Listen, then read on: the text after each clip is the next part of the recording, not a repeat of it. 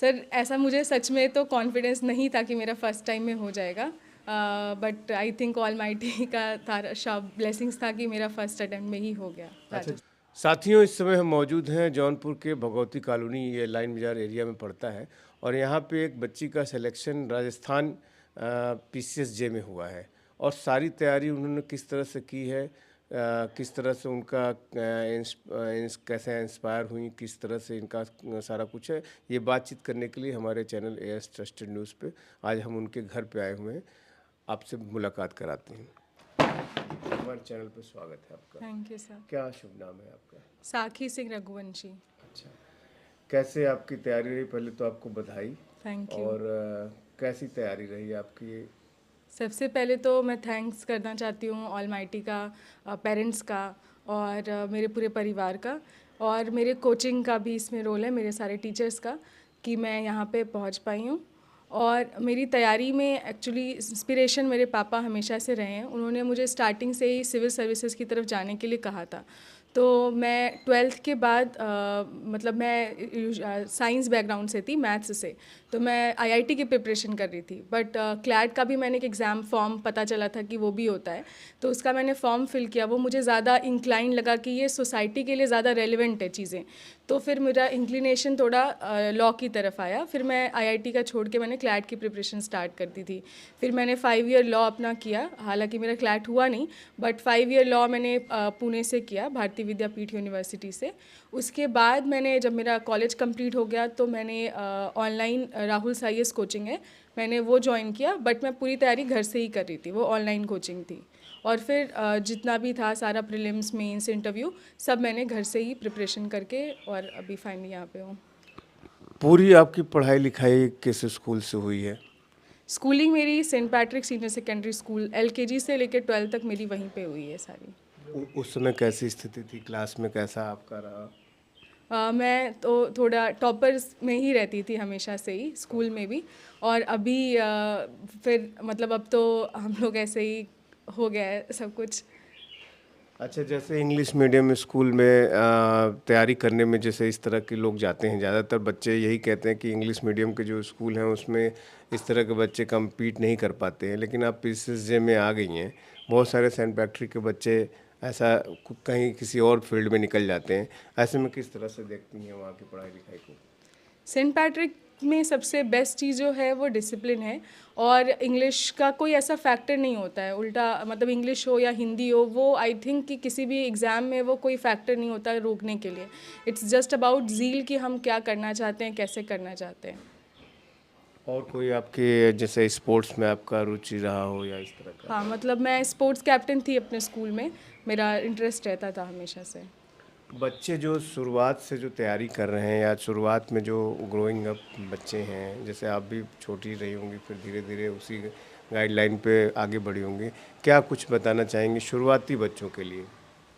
शुरुआती बच्चों के लिए तो सिर्फ इतना ही है कि जो उनका क्लास है उसमें वो बेस्ट करें, उसमें ऐसा नहीं कि, और मतलब मेरा मेन यही मोटिव है कि जब आप पढ़ाई कर रहे हैं तो पूरा 100% उस पढ़ाई को दीजिए। उसके बाद अगर आप थोड़ा मस्ती कर रहे हैं तो वो भी ज़रूरी है उस एज में, लेकिन पढ़ाई के समय भी स्ट्रिक्टनेस होनी चाहिए। पढ़ाई में आप 4 घंटे भी पढ़ रहे हो, लेकिन वो स्ट्रिक्टनेस होना चाहिए कि हाँ, मुझे अपने टारगेट्स, अपना सब कुछ कंप्लीट करना है 4 घंटे में, बस उतना ही है। उसमें उस एज में तो उतना हम एक्सपेक्ट भी नहीं करते बच्चों से।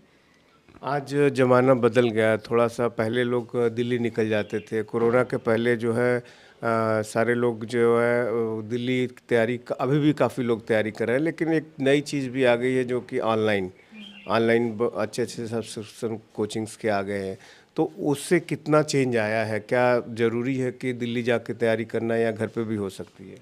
Sir I think online coachings को कोरोना के बाद is a boon in disguise, क्योंकि उसके बाद ऐसा हुआ है कि हम घर के कंफर्ट में भी रह सकते हैं और हमारी प्रिपरेशन भी हो सकती है। अगर हम ऑफलाइन कोचिंग करते हैं तो हमें डेली रेडी होके जाना, फिर वो एक लगता है कि टास्क की तरह कि हम गए, क्लासेस करके आए, फिर उसके बाद पढ़ने का मन लगा नहीं लगा, वहाँ इतने तरह के डिस्ट्रैक्शंस हैं बाहर। और घर पे है कि आप आराम से, आपका हेल्थ वाइज भी आप सेफ़ हैं, आपके पेरेंट्स से आपके साथ हैं, तो आप मेंटली भी आप थोड़ा सा रिफ़्रेश हो सकते हैं। तो बहुत फैक्टर्स हैं जो आजकल ऑनलाइन आई थिंक कि ज़्यादा बेनिफिशियल है। अगर आपके घर में कोई ऐसा डिस्टर्बेंस नहीं है, और डिस्टर्बेंस है भी तो आजकल लाइब्रेरी की फैसिलिटीज़ है सब शहरों में, तो लोग वहाँ भी जा सकते हैं। तो आई थिंक कि ऑनलाइन ही इस टाइम पे बेटर है rather than going to Delhi for coachings. आपके माता पिता शिक्षक हैं दोनों लोग, तो एक तरह से शिक्षा का माहौल तो रहा ही होगा घर में। और लेकिन जो आपने रोल मॉडल जैसे कि बताया कि पिताजी चाहते थे, लेकिन इसके अलावा भी आपने देखा होगा एडमिनिस्ट्रेशन में कि एडमिनिस्ट्रेटिव ऑफिसर्स कैसे होते हैं, उनका पावर, उनका रुतबा। तो कुछ ऐसा कुछ आपके उसमें रहा है कहीं, कुछ आपने इस तरह से इंस्पायर हुई हैं आप इसके अलावा, पिताजी सर, के अलावा? पापा मुझे ऐसे बचपन में उन्होंने मुझे एक बुक ला के दी थी मैडम किरण बेदी के बारे में। अच्छा। तो वो मुझे काफ़ी इंस्पायर किया था। उसके बाद से मतलब मेरा ऐसा ही था कि मुझे कुछ एक्सेप्शनल करना है, तो फिर मैं अब इसमें प्रिपरेशन में ही लग गई। अक्सर ये पूछा जाता है इंटरव्यू में कि आप कितने देर तक पढ़ाई करती थीं, तो क्या कुछ रूटीन रहा आपका तैयारी का, ये बताइए। क्योंकि जौनपुर के शहर में पीसीएस और आईएएस अफसर तो बहुत होते हैं, लेकिन जुडिशरी में अभी ज़्यादा नहीं है। तो क्या कुछ रहा है आपकी तैयारी का पैटर्न, पढ़ाई का पैटर्न, थोड़ा उन बच्चों के लिए जो कि तैयारी कर रहे हैं उनको कुछ लाभ पहुँचे? सर, तैयारी तो प्रीलिम्स, मेंस, इंटरव्यू हर स्टेज का अलग अलग होता है। जब हम प्रीलिम्स की बात करते हैं तो बेयर एक्ट जो हमारा होता है वो हमारा कमांड होता है कि सारे एक्ट्स सेक्शंस जो हमने नहीं भी पढ़े हैं, जो यूजुअली हम नहीं पढ़ते, उससे भी क्वेश्चंस आ जाते हैं। तो इतना हमें बेयर एक्ट से थॉरो होना चाहिए कि पूरा बेयर एक्ट, मतलब अब तक तो मैंने 20-25 बार पढ़ा होगा, तो मुझे सेक्शंस सारे याद हैं। छोटे छोटे में है, शैल है, चीज़ें होती है, उस पर फोकस करना होता है। फिर आप प्रीलिम्स में बेयर एक्ट फोकस है, थोड़ा नोट्स है कॉन्सेप्ट के लिए। उसके बाद आप जितने प्रीवियस ईयर, जितने एक सिंगल्स की बुक आती है, हर सब्जेक्ट में कितने पॉसिबल क्वेश्चंस बन सकते हैं वो एक समझ में आ जाता है, उसको प्रैक्टिस करना है। फिर जो मॉक्स आते हैं, नए पैटर्न कैसे आ रहे हैं, तो हम सिर्फ ये नहीं है कि आजकल ट्रेंड भी चेंज हो रहा है कि हम सिर्फ इस पे रिलाई नहीं कर सकते कि जैसे प्रीवियस ईयर क्वेश्चंस आते थे अब वही आ रहे हैं। तो हमें खुद से भी रेडी होना चाहिए कि अगर कोई सेक्शंस है, कोई कुछ बैरेक्स, कोई वर्ड्स है, तो हमको खुद इतना अपना माइंड डेवलप करना चाहिए कि कैसे कैसे क्वेश्चंस इससे बन सकते हैं, प्रैक्टिकल, थ्योरेटिकल, ये खुद से हमें एनालाइज करना चाहिए। और प्रीलिम्स आई थिंक सिर्फ बैरेक्स, एमसीक्यूज़ और मॉक्स से हो जाता है आराम से। उसके बाद जब मेंस की बात करते हैं तो सर, नोट्स पे थोड़ा कॉन्सेप्ट पे ज़्यादा फोकस करना होता है। नोट्स है जो हमारे, मैंने तो कोचिंग किया था तो मैं वहाँ के नोट्स पे रिलाई करती थी, और मैंने कोई बुक वैसे नहीं किया, बट स्टैंडर्ड बुक्स पे भी सब कुछ होता है, सेम चीज़ें होती है जो बच्चे खुद भी पढ़ना चाहते हैं, ऐसा कुछ अलग नहीं है। और उसके लिए अगर आपको पढ़ना है तो आई थिंक कि मैं सजेस्ट करूँगी जजमेंट्स जो सुप्रीम कोर्ट के होते हैं, अब तो उन्होंने खुद एक वेबसाइट भी बना दिया है जिस पे वो जजमेंट्स अपलोड करते हैं फ्रेश। तो सुप्रीम कोर्ट के जजमेंट्स हमें फ्रेशली पढ़ने चाहिए, जो कि हमें वो समझ में आता है कि सोचते कैसे हैं जजेस हमारे, तो हम वैसे अपने आंसर्स में इनकलकेट कर सकते हैं मेंस के लिए। तो वो बहुत ज़रूरी है क्योंकि सब ट्रेंड्स चेंज हो रहे हैं। हम वैसे ही जो ट्रेडिशनल चीज़ें तो कॉलेज में पढ़ाई जाती थी, अगर हम वैसे ही चलते आएँ कि वैसे ही कुछ कुछ चीज़ें लिखनी है कि हाँ सेक्शंस लिख दिया, इलस्ट्रेशन, तो हम अलग नहीं होंगे, क्योंकि अब कंपटीशन बहुत बढ़ गया है और सबके पास एक्सेसिबिलिटी है, क्योंकि यूट्यूब है और सारी चीज़ें हैं सबके पास है, अब हर कोई पढ़ना चाहे तो पढ़ सकता है। तो इसीलिए अब जो डिफरेंस है वो यही चीज़ें हैं कि हम जजमेंट्स में कैसे हम लोगों से अलग लिख रहे हैं, आंसर राइटिंग कितना ज़्यादा प्रैक्टिस कर रहे हैं, क्वेश्चंस कंप्लीट होने चाहिए, कितना अच्छा होना चाहिए, वो सारे मेंस में सिर्फ प्रैक्टिस, मेंस के लिए ओनली प्रैक्टिस इज़ रिक्वायर्ड। फिर इंटरव्यू तो सर मॉक में, मतलब मॉक इंटरव्यूज़ देते हैं जितने आप दे सकते हो, अदरवाइज़ एक मॉक इंटरव्यू भी सफिशिएंट होता है कि खुद को गाइड करने के लिए मिरर में देखो कि कैसे बोल रहे हैं, कैसी मेरी पर्सनालिटी है। और पर्सनालिटी कोई ऐसी चीज़ नहीं है कि हम 3-4 दिन में, 5 दिन में चेंज कर लेंगे। तो मेरा सजेशन यही रहता है कि जब से हम फर्स्ट डे से प्रीलिम्स की तैयारी कर रहे हैं, उस दिन से हम ये फील करके चलें कि हम एक जज हैं, तो हमारा कैसा कंडक्ट होना चाहिए, हम कैसे बिहेव करेंगे, कैसे रहेंगे, तो वो धीरे धीरे पर्सनालिटी में इनकलकेट होता जाता है। पहली बार में ही आपका शायद सिलेक्शन हो गया है, तो ये क्या उम्मीद थी घर के लोगों को कि आपका पहली बार में, या आपको कितना कॉन्फिडेंस था कि हमारा पहली बार में ही हो जाएगा? सर, ऐसा मुझे सच में तो कॉन्फिडेंस नहीं था कि मेरा फर्स्ट टाइम में हो जाएगा, but I think all mighty का था, ब्लेसिंग्स था कि मेरा फर्स्ट अटेम्प्ट में ही हो गया अच्छा, जो राजस्थान। बच्चे यहाँ पे एलएलबी कर रहे हैं उनके लिए आप क्या कहना चाहेंगी? सर, मेरा मेन मोटिव यही है कि कंपटीशन हमारा एक दूसरे से नहीं है कि इतने कॉम्पिटिटर हैं, कंपटीशन हमारा खुद से होता है, क्योंकि हर दिन उठना और 12 घंटे 14 घंटे 16 घंटे मेरा यही टाइम रहता था।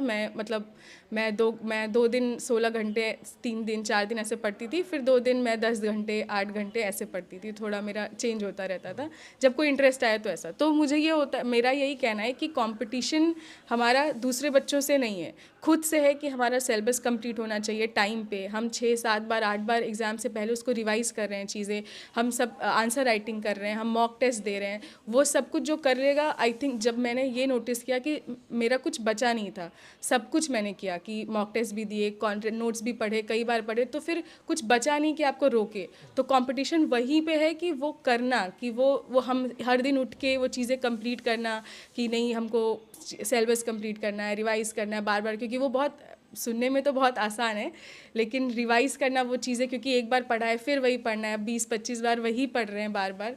तो वो कंपटीशन खुद से है कि अपने आप को बार बार मोटिवेट करना कि नहीं पढ़ना ही है, करना ही है, कोई ऑप्शन नहीं है, वही कंपटीशन है।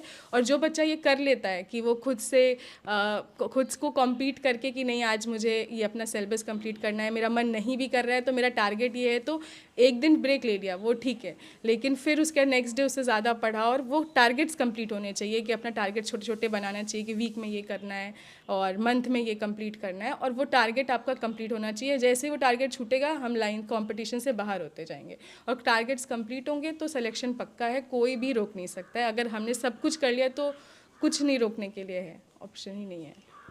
अभी आपकी जर्नी जो है ये रुकेगी कि अभी और भी एग्ज़ाम आपको देने हैं? कि आपको मुकाम जो है मिल चुका है? सर अभी तो मैंने एज सच डिसाइड नहीं किया है, बट अगर फ्यूचर में डिसीजन होगा तो मैं दिल्ली जुडिशियल सर्विसेज की तरफ थोड़ा सा फोकस रखूँगी अपना। तो अब साक्षी से आप पूरी तैयारी, साक्षी से सुन रहे थे कि पूरी तैयारी कैसे उन्होंने की, किस तरह से ये इंस्पायर हुई, और आई होप कि आप सभी जो अभ्यर्थी जो तैयारी कर रहे हैं उनको इससे ज़रूर लाभ मिलेगा।